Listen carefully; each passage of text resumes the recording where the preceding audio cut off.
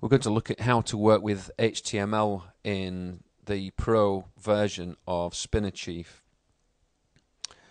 So I've got a small HTML website here. It's a classified advert on Craigslist. So if we get the source of that and copy it, then we can paste it into the article edit window. Now it will stay blank for a bit, and the reason for that is because when you copy an HTML from a web page, there is rather a lot of it, so it takes time to go in. Also, SpinnerChief knows that we're going to be working on this HTML very soon, and so it has to do a bit of number crunching ready to prepare the HTML ready to work on, but it will appear any second now. Right, I think that's in. Yes, there it is. Okay, so if we go into the HTML spin menu, we could choose this option, clear HTML tags. That would clear all of the HTML off, allowing you just to work on what is essentially the text of the web page. So that's if you don't want to deal with the HTML and just want to deal with the text. Most people want to actually work with the HTML and create something that they can repost. So first thing we'll do is identify the HTML tags by using this option. And that's done. And you can see that the HTML tags are now in a lighter colour. So it's easy to differentiate between them and what is the actual text of the web page.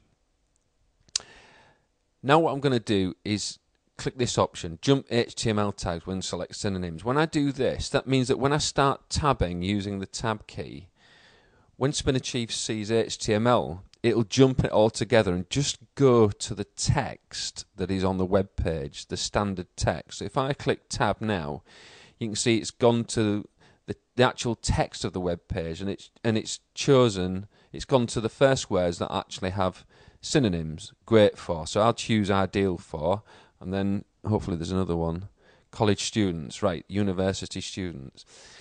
Now if I click tab again, you can see the HTML is starting up again. If I click it again, it jumps all of that and goes on to the next set of writing. So that's how you would work on the text, the pure text of an HTML page. So I'm going to click the cursor in here and show you the pictures feature. So it says insert picture, so let's go into there, and it needs a source. So your pictures have to be already published on the web. You can't use a local source of pictures. I've done a search here for George Foreman Grill. I'll go into this one.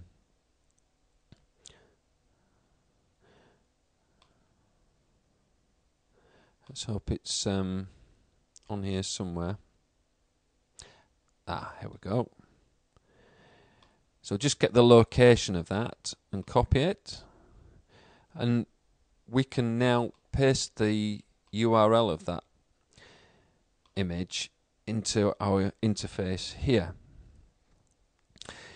We can add alt tags here and actual dimensions that we want here as well, and the alignment, I've got it as random, but you can align it bottom, left, middle, right or top if you want. I'm going to leave it at random.